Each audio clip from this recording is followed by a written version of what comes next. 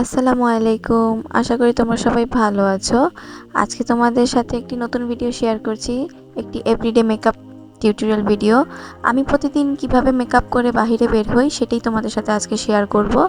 তো প্রথমেই বলে নিচ্ছি, আমি কখনো হেভি মেকআপ লুক পছন্দ করি না। আমি সবসময় সিম্পল মেকআপ পছন্দ আমার। তাই সবার প্রথমে আমি ফেসটাকে ভালো করে ক্লিন করে একটি ময়শ্চারাইজার লাগিয়ে নিচ্ছি। ময়শ্চারাইজারটা পন্ডসের।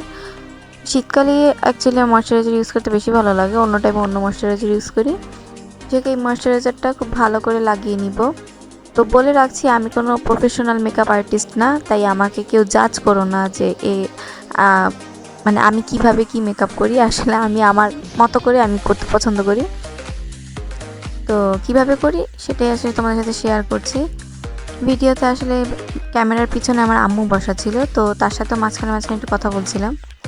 তো ময়শ্চারাইজারটা লাগানো হয়ে গেলে এবার একটা বিবি ক্রিম লাগিয়ে নিচ্ছি। যেহেতু রেগুলার আমাকে বের হতে হয়, তাই ফাউন্ডেশন ইউজ করাটা আমার পছন্দ না, কারণ ফাউন্ডেশনটা অনেক হেভি লুক দেয়। তাই আমি একটা বিবি ক্রিম ইউজ করি, এটাও পন্ডসের, এবং এটা বেশ স্মুথ এবং খুব ভালোভাবে ফেসের সাথে অ্যাকচুয়ালি মানায়। আমার পার্সোনালি এটা খুব পছন্দ। আমি অলওয়েজ বাইরে গেলে বা কোনো পার্টিতে গেলেও আমি ফাউন্ডেশনের চাইতে বিবি ক্রিমটাকে বেশি সাজেস্ট করব। আমার ভালো লাগে, খুব সিম্পলের মধ্যে এবং খুব লাইট ওয়েট এবং খুব ভালো, আমার খুব পছন্দ।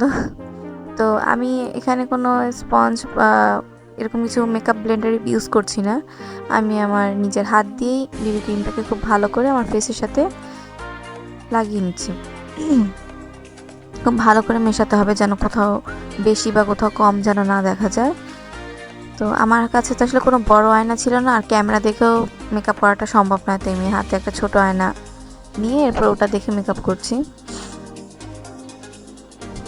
আসলে মেকআপ বা কোনো ভিডিও করাটা আসলে কতটা যে স্ট্রাগল, যারা করে তারা বুঝে, এত সহজ না।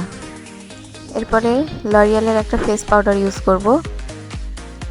দেখতেই পাচ্ছ, ফেস পাউডারটা খুলতে আমার একটু অসুবিধাই হচ্ছিল, তাই হাসছিলাম যে একটু পাউডার খুলতে কতটা কষ্ট করতে হচ্ছে।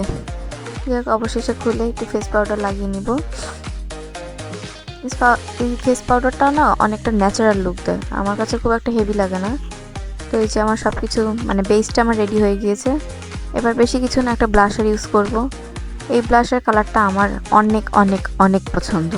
ব্লাশার কালারটা না অনেক বেশি পিঙ্ক অথবা না অনেক বেশি রেড, মাঝামাঝি টাইপের কালার। এই ধরনের কালারকে কী বলে জানি না, পিচ কালার টাইপ সামথিং কিছু একটা বলে।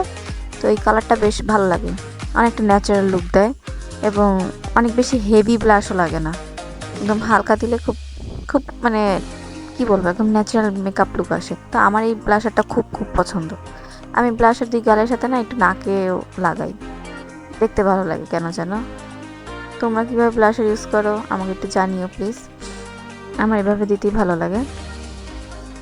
এবার হচ্ছে আমি আর ব্লাশার দেওয়া শেষ। এবার হচ্ছে কি করব, আমরা একটা আইলাইনার বলতেছি, লিপ লাইনার নিয়ে লিপটাকে এঁকে নিব। তো লিপ লাইনার নিয়ে প্রথমে এঁকে নিচ্ছি।